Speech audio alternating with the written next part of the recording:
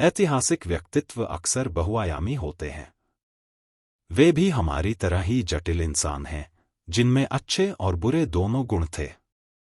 इसी तरह टीपू भी एक जटिल व्यक्तित्व थे।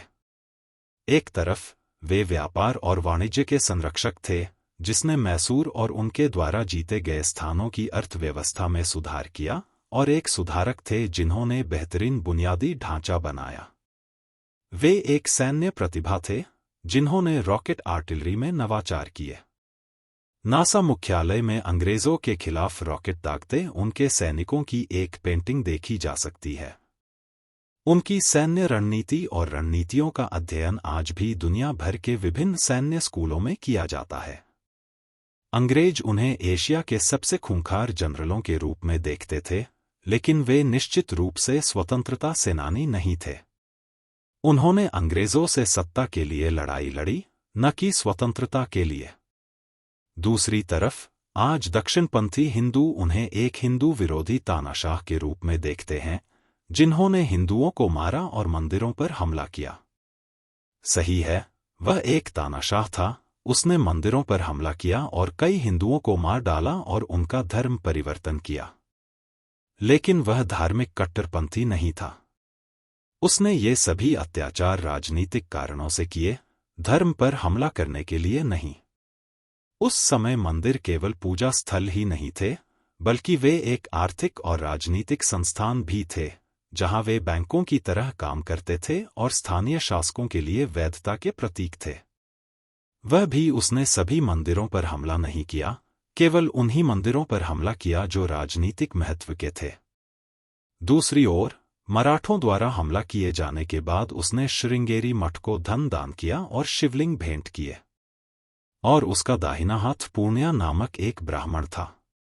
उसने मालाबार और कूर्ज के हिंदुओं पर हमला किया, क्योंकि उन्होंने उसके खिलाफ विद्रोह किया था। उसी समय उसने पोन्ननी के मुस्लिम व्यापारियों पर भी हमला किया, जिन्होंने उसके खिलाफ विद्रोह किया था क्योंकि उसकी आर्थिक नीतियां उनके अनुकूल नहीं थीं। उसके विजय के दौरान जबरन इस्लाम धर्म अपनाने के रिकॉर्ड हैं, लेकिन उसने सीधे तौर पर इन धर्मांतरणों का आदेश नहीं दिया। वह पूरी तरह से सत्ता और क्षेत्र से प्रेरित व्यक्ति था। इनमें से अधिकांश धर्मांतरण तथाकथित मुस्लिम सेना के अत्याचार से बचने के लिए विजित भूमि के लोगों द्वारा स्वेच्छा से किए गए थे।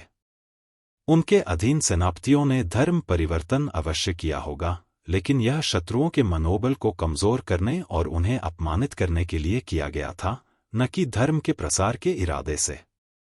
इसी तरह हिंदू राजा अपने शत्रुओं को उनके विशेषाधिकारों से वंचित कर देते थे और उन्हें उनकी जाति से बहिष्कृत कर देते थे।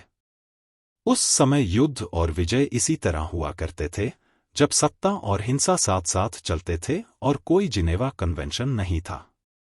धार्मिक कट्टरपंथी, हिंदू विरोधी, गोमांस खाने के लिए मजबूर करने आदि के लेबल ज्यादातर ओरिएंटलिस्ट स्रोतों और समकालीन राष्ट्रवादी इतिहास से बिना किसी सबूत के आते हैं। एंग्लो-मैसूर युद्धों के समय अंग्रेजों ने टीपू के खिलाफ बड़े पैमाने पर प्रचार अभियान चलाया था। यही कारण है कि ऐसे लेबल केवल ब्रिटिश स्रोतों से आते हैं और स्थानीय स्रोतों में कहीं नहीं दिखते, यहां तक कि मराठों में भी नहीं। टीपू सुल्तान की सेना में अधिकांश युद्धों के दौरान बहुसंख्यक हिंदू 65% से अधिक थे। उनके सैनिकों में सबसे अधिक भयभीत उग्र तेलुगु शिकारी जाति बेदारू के योद्धा थे। वे कुशल धनुर्धारी थे। टीपू सुल्तान ने एक बार कोल्लूर मूकांबिका मंदिर में अपने हथियार समर्पित किए और देवी की पूजा की। टीपू ने एक पच्चा लिंगम जेड भी बनवाया और उसे नंजनगुड़ मंदिर में स्थापित किया और अपने अंधे हाथी को ठीक करने के लिए प्रार्थना की। उनके पास राम नाम से अंकित अंगूठी भी थी। यहां तक कि all India forward block AIFB के झंडे पर भी टीपू सुल्तान का उछलता हुआ बाघ, हथौड़ा और दरांती के साथ अंकित है। नेताजी ने निर्वासित सरकार को अर्जी हुकूमत आजाद हिंद कहा। कांग्रेस के तिरंगे झंडे के केंद्र में चरखे के प्रतीक को आजाद हिंद सरकार ने टीपू सुल्तान के ध्वज के उछलते हुए बाघ से बदल दिया। अमेरिका के क्रांतिकारियों ने अंग्रेजों पर टीपू सुल्तान की जीत का जश्न मनाया। अमेरिका के ट्रेंटन में अमेरिकी क्रांतिकारी और आम लोग जॉर्ज वाशिंगटन के नेतृत्व में यॉर्कटाउन की लड़ाई में अंग्रेजों पर जीत का जश्न मनाने के लिए एकत्र हुए। क्रांतिकारियों ने 13 टोस्ट उठाए। टोस्ट नंबर 11 हैदर अली के नाम पर बनाया गया था, जिनकी सेना ने उनके बेटे टीपू सुल्तान के नेतृत्व में सितंबर 1780 में पोलिलुर की लड़ाई में अंग्रेजों को उनकी सबसे अपमानजनक हार में से एक दी थी। जब अमेरिका ने मैसूर के नाम का जश्न मनाया। इतिहास के पन्नों पर नजर डालें कि देशों का एक दूसरे पर क्या प्रभाव है। https://www.deccan.com/andea/karen@eken/when-eme-2034167। वह अपने राज्य के लोगों के लिए एक नायक था और उन जगहों के लोगों के लिए एक अत्याचारी था जिन पर उसने विजय प्राप्त की थी।